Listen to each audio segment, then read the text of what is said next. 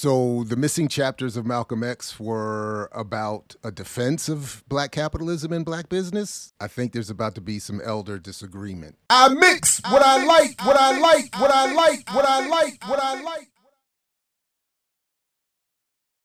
What's up, world? Welcome back to I Mix What I Like. Again, I'm Jared Ball, happy to be your host. Please do like, share, subscribe, support the platform however you feel comfortable. And let's have a quick look at what was sent to me recently from a recent broadcast from Dr. Oba Tashaka, who folks might remember, if for no other reason, is a long-standing veteran of the Black Liberation Movement, Black Studies, and joined me over there on Black Liberation Media about a year or so or two ago to talk about African spirituality, Kemet, and its relationship to, at the time, the Easter holiday. But in this recent episode of his show, he engaged in a conversation with a guest and I believe a family member by marriage about ultimately the efficacy of black business and black capitalism.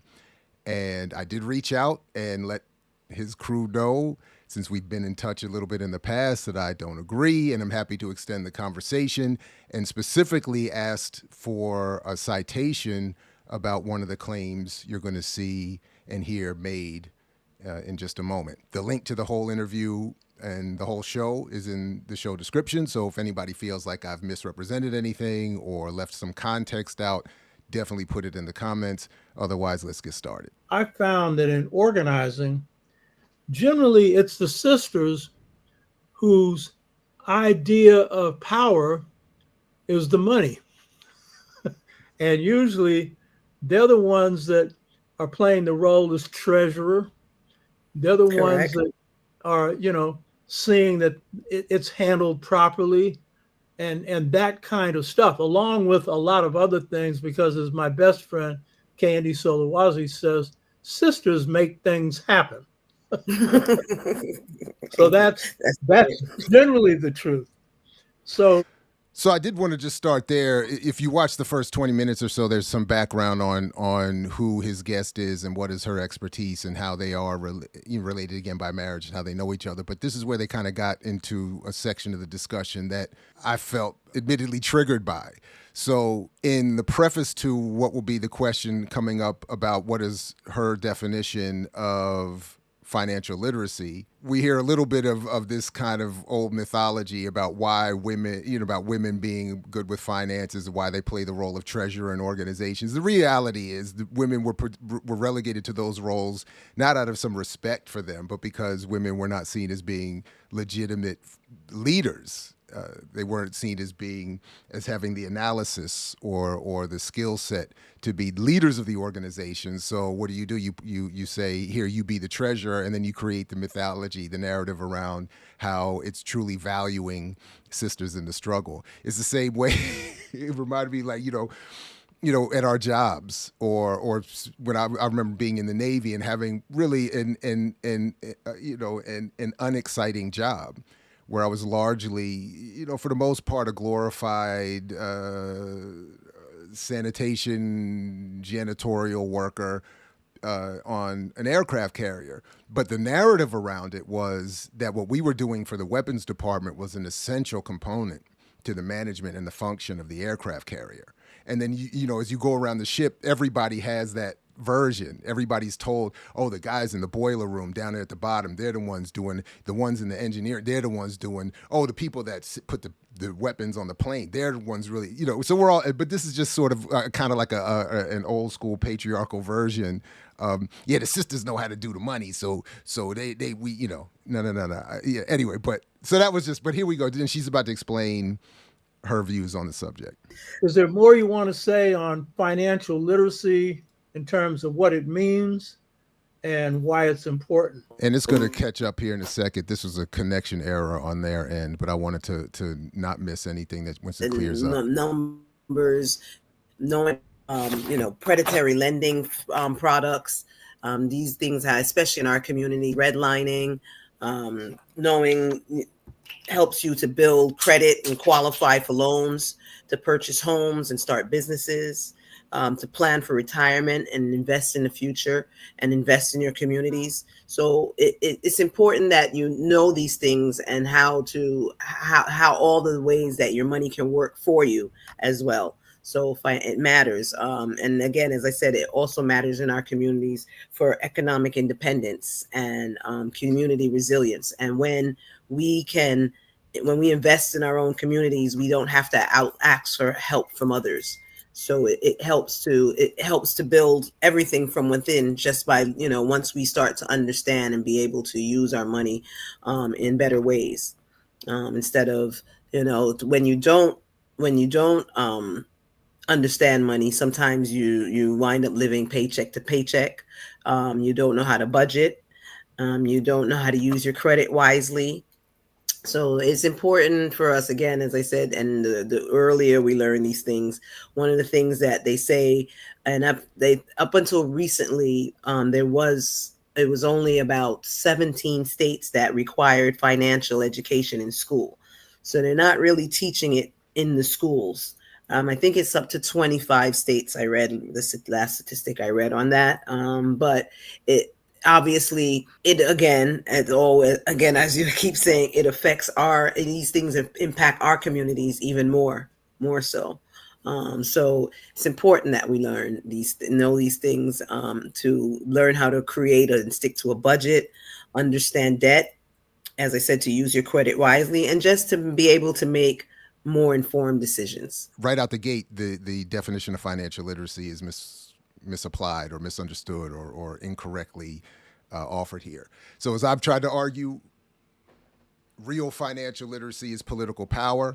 The point being that if you truly want to teach people to be financially literate, they need to understand that it's about political power. It's about understanding how capitalism and colonialism work to extract, exploit, suppress, oppress, et cetera, and so forth. It is not about the very colonial, as future Dr. Erica Brown and Max Haven have talked about, and I'll relink to that discussion and some of that work as well. But as they've talked about, financial literacy has very colonial origins. The concept around literacy and the concept around the idea that oppressed communities are in fact oppressed because they're not literate in a certain language or a certain skill set around finance is part of the mythology. It's part of the propaganda, the psychological warfare, the counterinsurgency that maintains colonial relationships. And this is something that I've seen over the years for a long time in the African-centered community and variations of left spaces, nationalist spaces.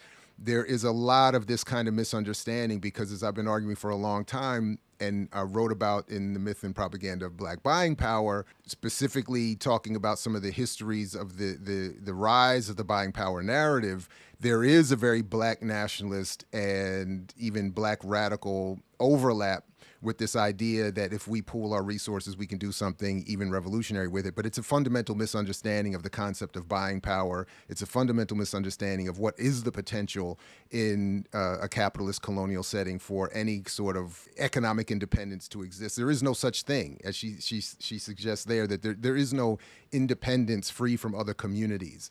That's not how wealth is created. No community is independent of other communities in terms of the creation of their wealth. They rely on other communities. In fact, they rely on the exploitation of other communities to accumulate their own wealth. They rely on the exploitation of their own community to accumulate wealth into an ever decreasing number of wealthy people. The 800 that Forbes magazine proudly promotes as having being worth $6.2 trillion.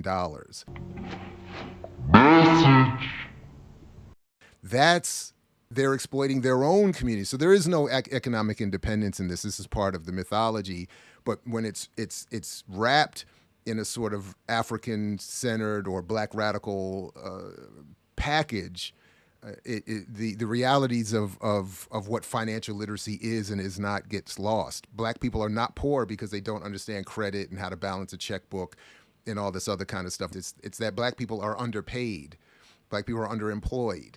Black people are underfunded, undersupported, as are a majority of all people within this context. And of course, it's not going to be any better for African people. So, all right. Yeah, your point about education. Education in this country is really set up to dumb people down. It's set up that way and to make people compliant.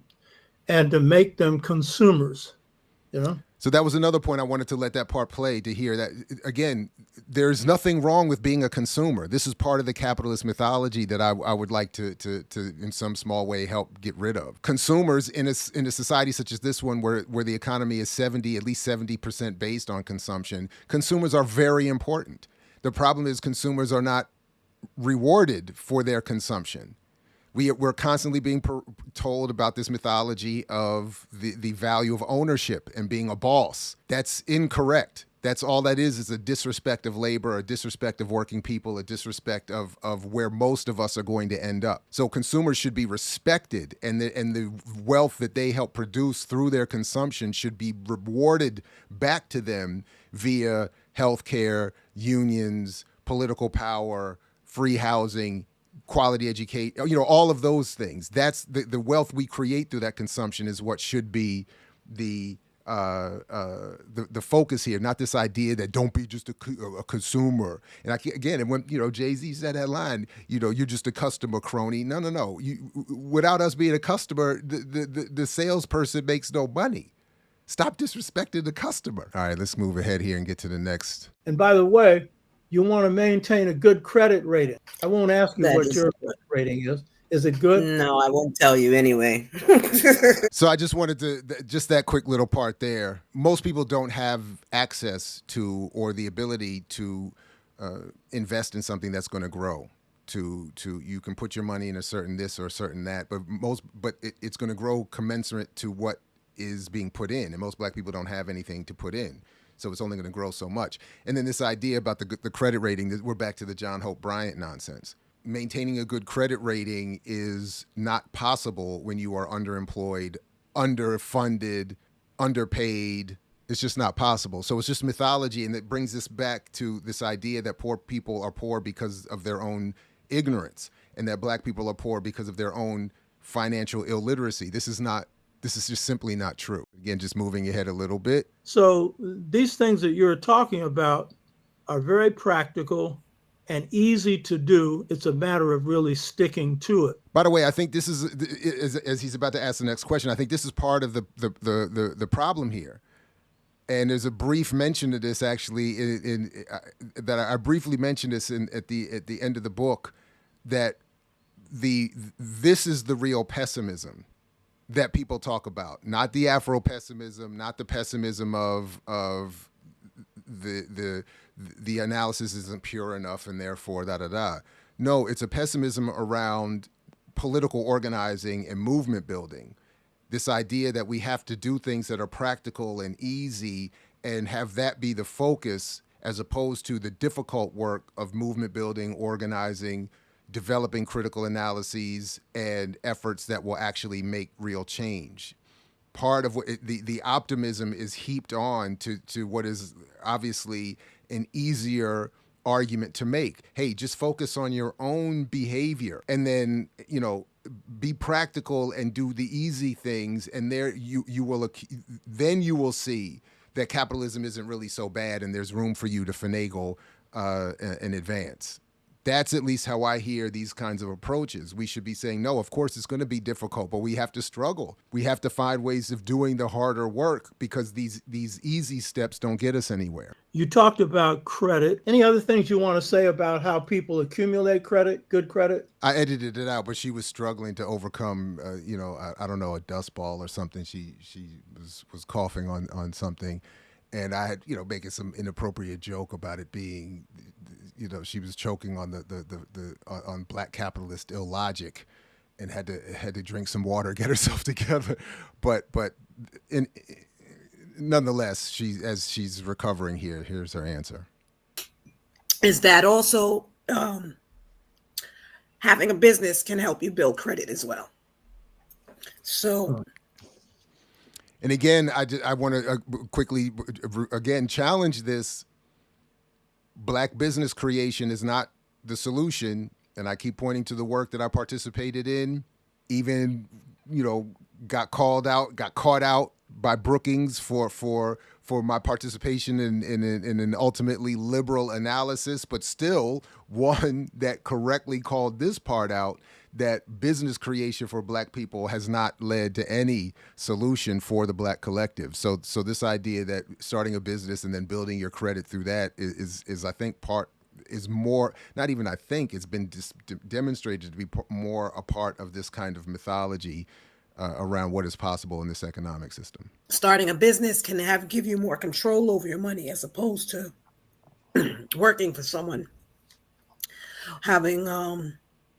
Being able to build corporate credit. And again, working for someone should not be seen as a negative. This is, I keep hearing this as demeaning to working people. Having a job is not a problem in a society where work is necessary, where work is tied even to healthcare. You have to have a job. What I keep hearing is what I pointed out elsewhere, where Ralph Bunche was talking about 50, 60 years ago, even in his non-revolutionary analysis, that these arguments around Black capitalism bring Black people out of what should be their rightful place in a labor struggle. Black people should be part of a struggle that benefits working people, because that's where most Black people end up. This idea that Black people should find their solution in starting a business is when part of the argument around that is, but they're going to hire more Black people, which is going to be good for the Black community, is part of the confusing illogic of these claims around financial literacy. Which will allow you to have more funds for your business and allow you to do more as a business. And what happens with that corporate credit, by the way? What does she mean with it'll allow you to do more for your business? What it means is it will allow you to get more loans from banks, more investment from private equity or venture capital. That is investment from outside the community, because as is always the case, there is no independence economically in this settler colonial capitalist situation. So again, the contradictions in this argument are striking. And it works the same way as personal credit, except that now it's on a larger scale. And obviously, same thing applies, in that you have to pay your bills on time and keep your credit rating high, so that you are able to get more loans for your business, more funding. And of course, when you can't do that because your clientele is mostly Black and poor, if you have a Black business, you're not going to be able to pay those bills and keep your credit rating up and keep the cycle of reinvestment for loans, et cetera, and so forth, so you can grow. That's the point. What many people don't realize is that many corporations, almost on a daily basis, are getting loans to cover payroll and other expenditures based on their corporate credit, which again is even big white companies relying on outside support for the loans, the credit, the investment, etc. So this is not, this is unfortunately a very unhelpful explanation and argument around how Black people can better themselves and improve their condition. So you wanted to talk about examples of where Blacks have moved to build economic wealth, and then the implications of that. So why don't you talk about the successful effort for a while to build economic power, in this case through one of the best examples, Black Wall Street. Why don't you talk about what that represented? So one of my favorite atheist debates channels is this dude Paul Agia, and he started years ago as someone who was coming out of the church, had grown up in the church and was deconverting and becoming an atheist. Part of his deconversion process was studying the Bible carefully and comparing it to historical texts and arguments to show when a claim in the Bible was specific and only to the Bible.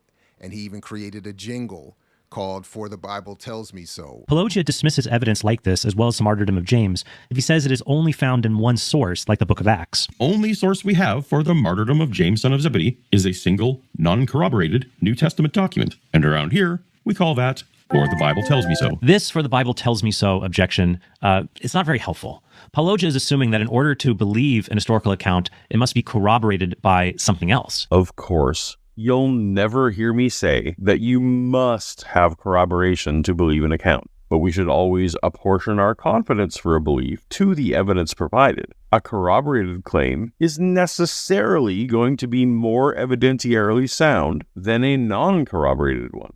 For the Bible tells me so. Every time somebody makes a claim that is only supported by the Bible itself, in other words, is not supported in any other historical record, it's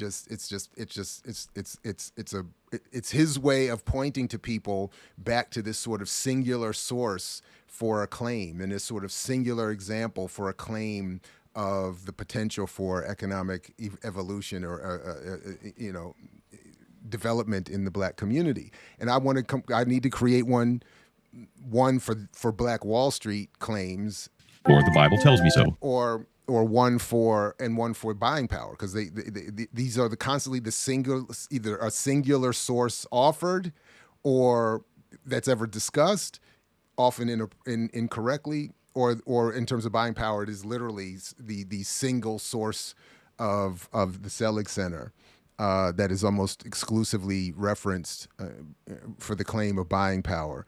For the Bible tells me so. But the point being, if it's only got one source that can't be corroborated anywhere else, it's just for the Bible tells me so. So this.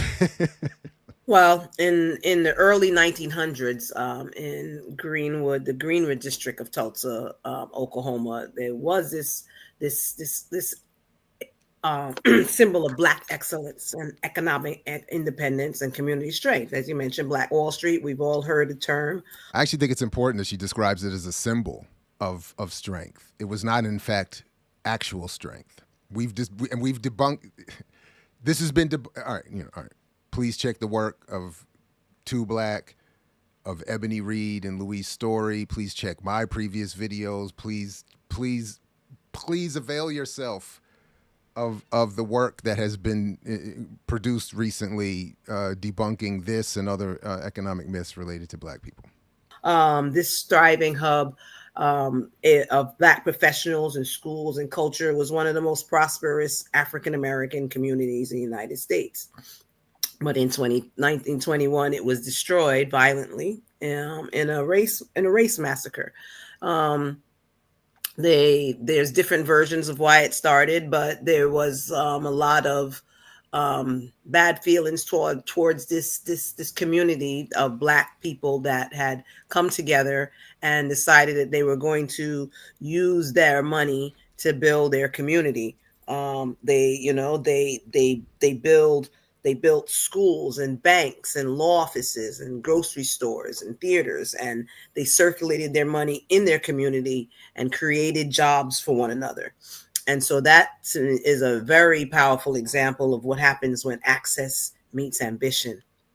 When you have, all these people coming together to spend their money for basically a common purpose, and fast forward to today, the need for Black entrepreneurship is still just as important. It's just as urgent for us to have and build. It's absolutely incorrect. Black entrepreneurialism is absolutely not essential to Black collective advance. It is, in fact, a counterinsurgent capitalist myth imposed on Black people to assure that Black people never organize for political power and actual freedom, redistribution of wealth, et cetera, and so forth. So I just fully disagree with that. Black entrepreneurialism is, if anything, anti-Black. Abram Harris was more explicit in saying that the Black businessman is more of an exploiter of Black people than anyone else. I don't know if I would even go that far, but it is itself anti-Black. Black capitalism, Black business is anti-Black.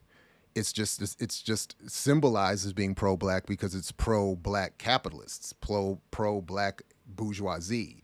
And then the bourgeoisie want to, as is the case everywhere, project what is good for them as being good for everyone. It's just as important today so that we can control our financial destinies. Again, as we mentioned earlier, it means owning the land and the building and the decisions. And owning a business, it can be a game changer, because there's so many things that comes along that is the benefit of Black entrepreneurship. There's job creation and representation, cultural power, and community involvement. So it's important for us to continue to support our communities and support our Black businesses, and to strengthen our communities.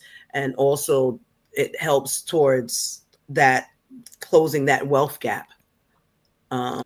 Yeah, so that's all the mythology. It doesn't. It doesn't. So there's no data that supports any of these claims about the hiring of Black workers, the benefit to the Black community, economic independence. There's just no data. So I would just continue to encourage people, if you don't, and first of all, not to take my word for it, but to ask for the data. What data are you using to support these claims? For the Bible tells me so. And again, back to building that generational wealth, because that's Oh my goodness, generational wealth. I'm telling you, that's the new buzzword. When you hear it, grab your wallet, hold your purse, hide your bank account, double check your bank account, because somebody's coming for it.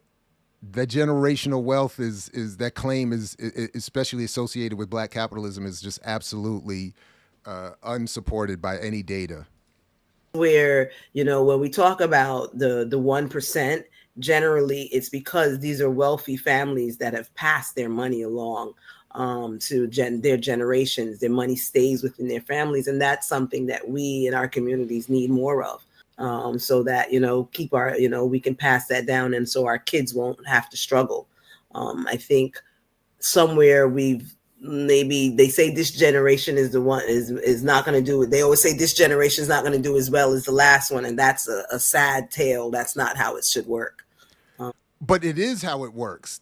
So they're not just saying it. The data shows that today's generations are not going to do as well as the previous generation. My generation was said to not do as well as previous generations. So it's not, but this is the data, and this is because of the economic system. It's not because Black people are not engaging in financial literacy and business. Well, that part is true. And now it's not just true for us, it's true for whites as well. Not true for Asians. Because what's happened is the rich have carried out policies that have devastated not only us, but them. And that's partially why Trump's in office, except they think he's going to help them recover, and he's doing the big steal. So that is a real tragedy. And that's the nature of the American enterprise, because this is a declining capitalist system, and it's declining in terms of global power shifting in the world, mainly to China, and soon to Africa. Soon, the majority of people on this planet are going to come from Africa. It's the fastest growing population with the greatest wealth on the planet that we need to get control of. But that requires political power, not business development. That requires organized pan-African radical movement building, not Black business development. So unfortunately, that is the truth. And that truth is coming from the way in which this country has been mismanaged by the rich. So more and more power and money gets concentrated in the hands of the very few. Although that's not mismanagement, that's the goal. Question: networking and financial literacy go hand in hand. No. How can a group of friends enhance their financial foundation by working as a cohesive unit? Well, the first thing that came to mind, and I think I forget where it's from, but it's and it is an African tradition, and is what we call the susu. It's just another version of the circulating dollar. This stuff does not work. This is not something that is going to change anything for the collective, for the community. It's been talked about for so many decades. Susus, it's just another version of circulating dollar. Amos Wilson talked about, there's so many versions of this. It doesn't work because poor people circulating their dollars doesn't create wealth. It allows for in small cases, individuals or small groups to do very small things for themselves. It does not help. It is not a solution for the collective. To extrapolate from that would be better to fight for socialism, or again, something that protects consumers and the bulk of us who produce the wealth in this country that ends up being in the 800 people worth $6.2 trillion. But so we should extrapolate from these African concepts, not look to recreate them in a microcosm outside of their original context. And that is a very effective way for a group to help, to save money collectively. So for anyone who isn't familiar with it, it's every time period, whether it be a week, a month, you get a hand. So you put in, everyone's pay puts in a certain amount, and it's not effective. And how many of us have been in versions or seen family members in versions where people don't keep up with the payments? People don't, they're not equal, and they're not, or they don't go long enough, or they collapse before everybody gets a turn with the money, or the money that each person gets a turn with is not sufficient enough to do much for them beyond a few little things for that one person or family. But it doesn't do something for the collective. So I disagree with the claim that it is, as she said, is a very effective way of addressing these issues. Just move ahead a little bit here. Yeah, and there are other ways that people who know each other and develop some kind of trust can pool resources. It could be for a business. Mm-hmm. And one of the things that I would suggest is the best format for a business is cooperatives, where everyone has a kind of equal say-so in the business. But I'm not saying that individually owned businesses shouldn't operate. Most of our businesses are of that nature, and we should support them. But whatever it is, if you've got the trust, you can pool some wealth. There's or even resources, if you have a group and you want to start a business. I know sometimes, it's tough when it's more than one, when you're dealing with more, but if you have the finances and you have the know-how, and you kind of, use everyone's strengths to come together to build and to grow, that's always great. Cooperatives are limited at best. And as I've been arguing for a while now, they are themselves carrying a certain mythology with them around the efficacy of cooperatives, or their ability to actually help the entire community.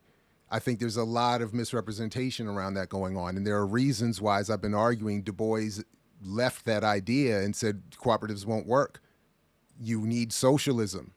You need something more. So it's fine if you want to say, look, we need to try SUSUs and pooling our resources and cooperatives, and we need to support each other's businesses, and we need to be better with our money, if that's understood in the context of, this is not why you're poor. This is not about so-called financial literacy. This is about basic survival while we build the radical organizations that target redistribution of wealth at a bare minimum. Outside of that, all of these conversations are wildly misleading and do a complete disservice to the community in terms of explaining why they are poor and what should be done about it. What percentage of assets needs to be in the form of precious metals to offset future currency changes? What's your views on that? I mean, even these questions about people's stock portfolio and how you spread out your investments, this is not appropriate to a conversation about the collective improving its condition in the context of a colonial capitalist. In other words, this is not about Black national or any group's uplift. This is more appropriate to some conversation about Wall Street for investors, for petty capitalists and black capitalists who think that they're going to make a little bit of money. It should be relegated to the hustle side of YouTube, not to an African-centered or black radical space, or at least claiming to be so. Like these conversations need to be excised from these spaces unless explicitly included for the purpose of condemnation and criticism. I'm not sure about how much, and that I don't know about the price of metals, so I couldn't answer that specifically. Although I do know that they, investing in gold is advisable, as opposed to other precious metals, and so that much I do know. Yeah, definitely gold, because the way the economy's gone is the economy's had flips and flops. Gold has gone way up. It's over $2,000 an ounce right now. So if you have anything in gold, it's worth a lot more. It could go down, but basically it's been more stable. And who cares if you do? It's not helping anybody else. And here he goes into Bitcoin. But I think there's a whole philosophy on that one. You got any ideas on Bitcoins? I know it's up. It's very volatile. I know.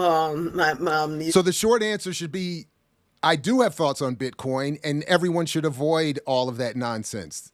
And Jared Ball has written on cryptoganda and the propaganda around cryptocurrency targeting black communities, and we should review that work and assess that work and build from there. Because there is no answer. Bitcoin, cryptocurrency is an absolute con game. And please check the other work I've done and others have done. We have a whole catalog evolving at I Mix What I Like around the nonsense of cryptoganda. So please check the links in the show description for that. But this to me is more of, again, a confession of sorts of what is not understood about how the economy works and what role black capitalism as a mythology plays in suppressing the potential for black people to free themselves. My one thing on crypto is I tell people, just like anything else, I think it is worth investing into, but just proceed with caution. Extreme caution, like don't and do it. Have a gambler's instinct because of its volatility. I have an accountant who lost $300,000 on crypto. Now, I don't know if he's able to recover anything on that, but first of all, if you have an accountant that's investing $300 in crypto and losing it,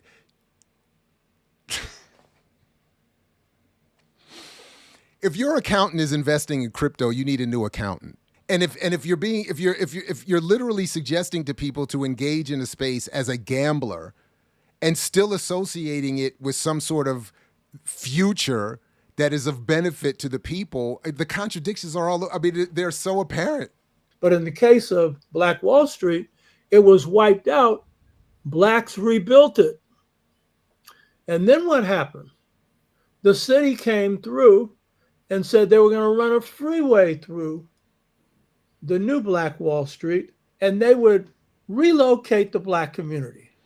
So there it is. So Professor Obadeshaka, as again explaining the history that contradicts all the claims around Black Wall Street and being a viable historical example of what can be done again. Because he's demonstrating the point that has been my main critique of the whole thing for a long time now. If the federal government can come in and through policy wipe out the community, put highways through it, rezone, that's the political power that's absent. That's my point. So instead of arguing for a defense of Black Wall Street and black businesses, we should be arguing in defense of federal policy that makes that kind of thing impossible, or that produces benefit for everybody when it happens. Fine, you need to put a highway through there. Fine, all the wealth that's being created from all of this gets redistributed back to the community. So it doesn't matter whether you create a new Wall Street or not. It doesn't matter if you're a brilliant investor in Bitcoin or gold. You are benefiting from the wealth that is created through your participation in the system. When you go shopping, when you pay taxes, when you pay bills, you're creating wealth. When you go to work, you're creating wealth. And yet we're constantly being told to independently and individually achieve some benefit while all the wealth is being extracted from us and deposited elsewhere.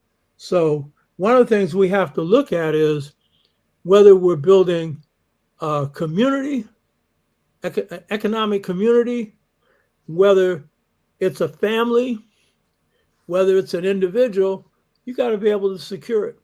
And it's not going to be easy given the nature of this state. Malcolm X, one of the things that was left out of the autobiography was the piece on economics, where he talked about the need to defend the businesses that we build. So Right. we have to have more effective methods for defense, because the residuals of slavery means that a lot of white people think they're entitled to what you have. So when I contacted Dr. Obachashaka's account, where I've been in contact previously, I said I would like a citation. I humbly request a citation for that claim, that the missing chapters of Malcolm's autobiography were about an inclusion of a defense of black businesses. What is more likely the case, given, as we've been talking about lately, his relationship that is Malcolm's to the Revolutionary Action Movement, and what are his expressed politics, his condemnation of capitalism and colonialism and Zionism. It doesn't.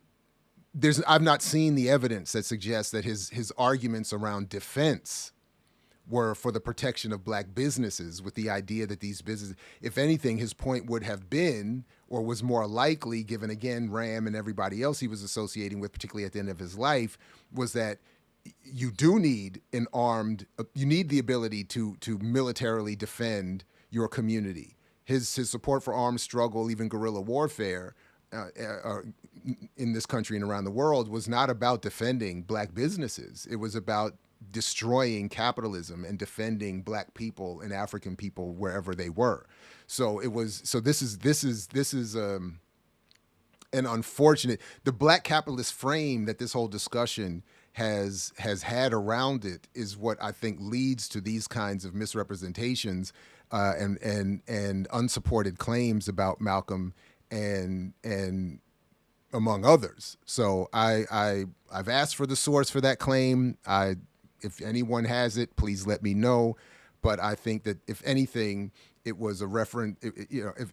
At best, it would have been a reference to when Malcolm was in the Nation of Islam and still at points defending variations of black capitalism, which he did, as I pointed out in my work. Malcolm, Martin, Garvey, Du Bois, all of them and others have, Amos Wilson and others have at one point or another supported this idea about black buying power, black businesses, not necessarily to defend black capitalists and the black bourgeoisie, but with this misguided notion that there is this independence that can be achieved economically and turned into something even revolutionary. Now, of course, black capitalists take that same basic mythological concept and turn it into something that will benefit them exclusively, and then produce mythology and propaganda around how what benefits them will help and benefit the rest of us.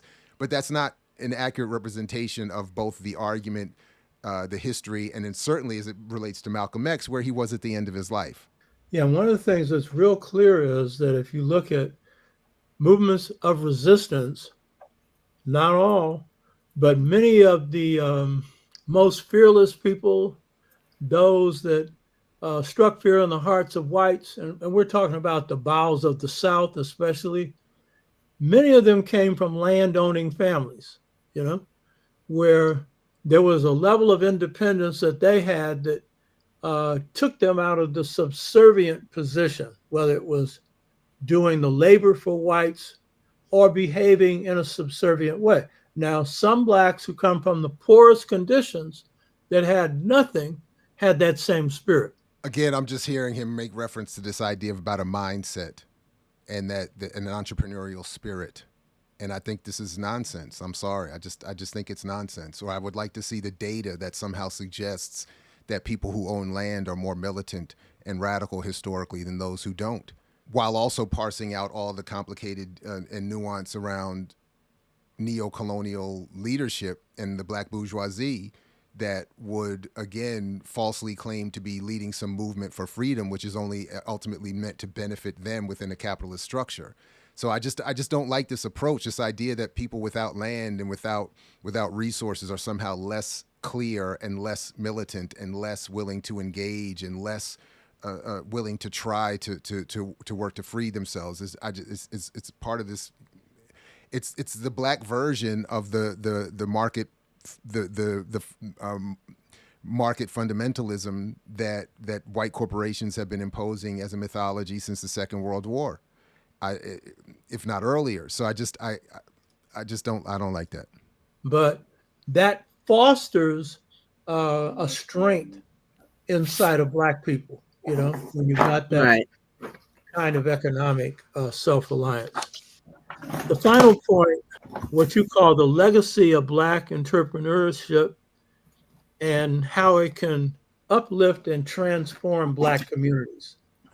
So Right. talk something about how the development of black businesses and black communities can help in terms of transforming and uplifting black communities. It can't. Well, I mean, it's basically what we, the legacy is what we've been talking about. Excuse me, I'm just trying to plug in my computer so I don't lose you. Sorry. But that we, economic empowerment and freedom, that is the legacy that we want to leave our kids to be strong and economically strong. I think the legacy should be revolutionary politics, analysis, nationalism, revolutionary nationalism, pan-africanism, anti-capitalism, anti-colonialism, freedom struggles. That's the legacy we should be leaving, because there is no legacy to pick up around black business. Because we want to avoid a lot of the same mistakes that we made in the past, right? So we want, and being financially literate, it will help us to avoid those, as mentioned before, those predatory lending practices. But that's nonsense. The mistakes of the past had nothing to do with financial illiteracy. The mistakes of the past are, to the extent we call them mistakes, are mistakes made in the context of enslavement, colonialism, struggle, white supremacy, anti-blackness. I mean, people are being asked to form the best ideas and movements in the face of the most brutal repression within the most powerful society that has ever existed. And yet we're describing these as mistakes. No, the mistakes are repeating the neo-colonial imposed myths around black capitalism and entrepreneurialism and business. That's the mistake that needs to be abandoned here. And even in that, even where I disagree, I'm even saying it's a mistake that these two and others are making in the context of wild abuse and hostility.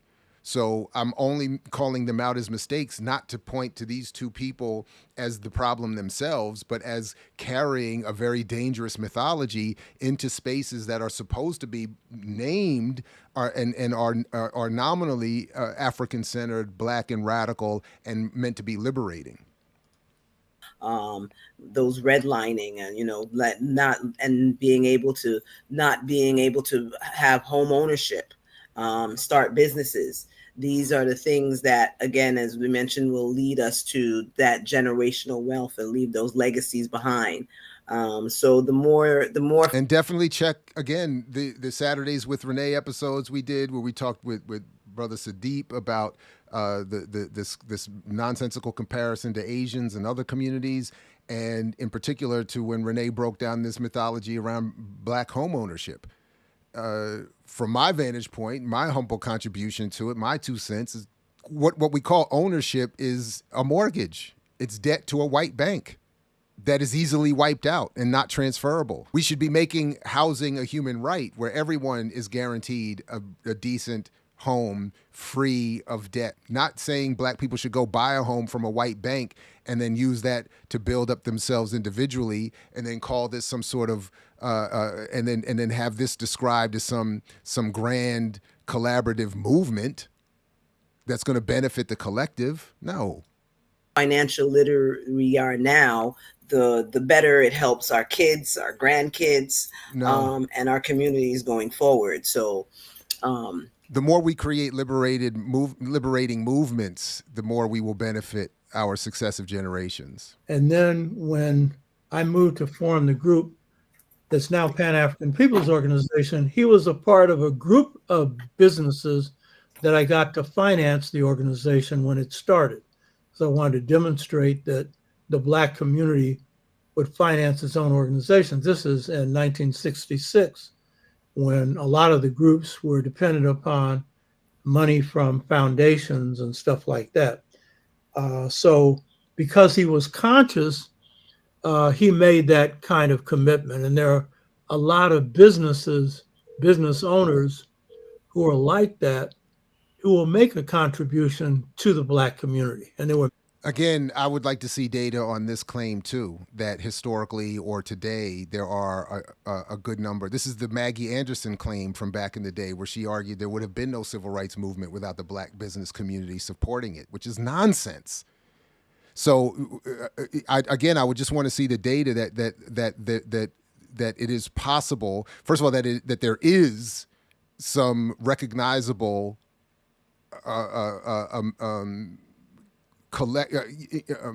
body within the Black business community that is conscious, as Dr. Obatashaka says, and willing to support Black radical organization. I would want to see data that supports that claim, because I don't think that's true. And then more importantly, I think what is more likely to be true and is demonstrable is that there are not enough Black businesses making enough money to support Black radical movements. So the idea that is part of this mythology that Black capitalism and Black entrepreneurialism is going to fund our liberation is not true. We need more people participating in radical analysis, political education, and organized space and movement building than we do Black businesses that we will then claim will then fund all of this effort. The people participating and showing up and being welcomed into existing organized vehicles, so to speak, that they can participate in and help grow is what we need.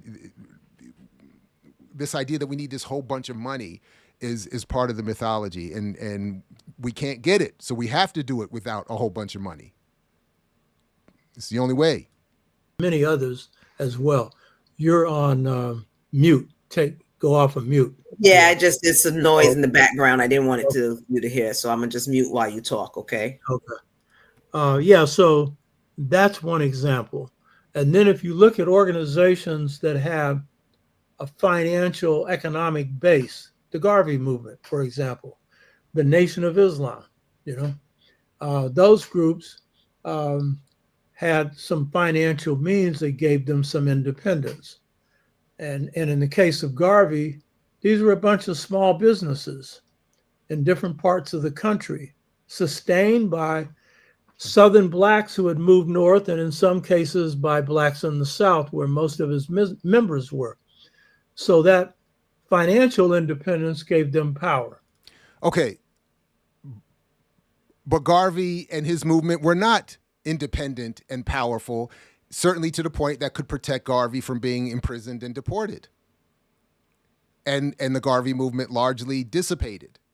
The Nation of Islam, still in effect today. Where is all of the freedom and economic independence that is benefiting the Black community from the Nation of Islam? With all due respect. And I'm not saying that this is because the Nation of Islam is at fault here. I'm saying there's not enough money to do the work that people claim it can do. I was just in Baltimore around Garrison Avenue in the mosque, 2 days ago? And it's the same depressed conditions in the Black community surrounding that NOI mosque that has been there since forever. So you would have to show and demonstrate where is this Black economic wealth and pool and business and economic independence that is spreading and benefiting the community. I'm not aware of any evidence of it. We should be Pan-African in all we do. Our HBCUs historically black colleges and universities, and African universities could be used as nonprofit, then transfer to for-profit companies in Africa. That's how Ivy League institutions work. That's a good concept he's got there of That the is interesting.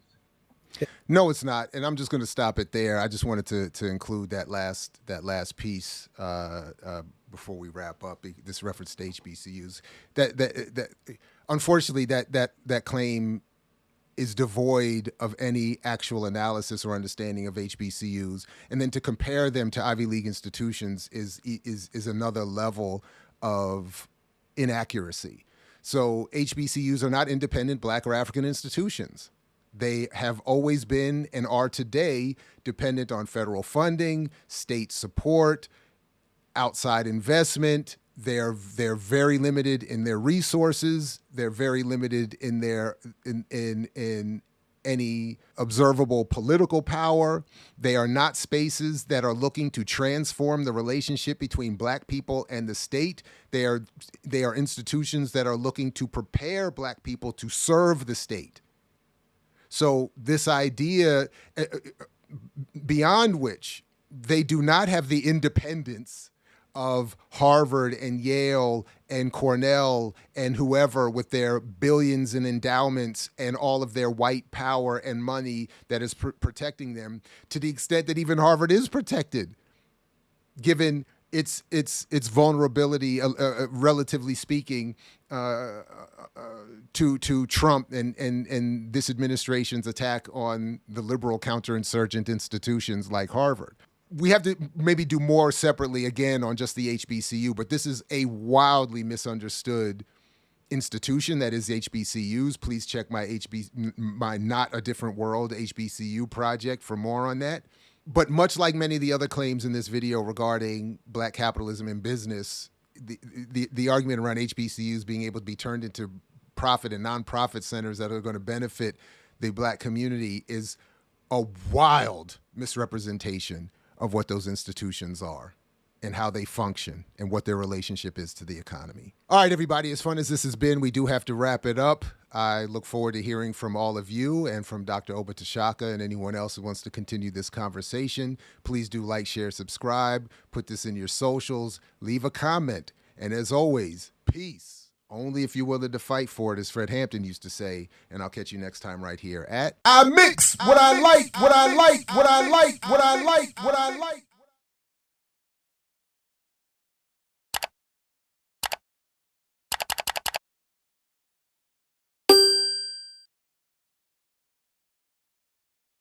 Or the Bible tells me so.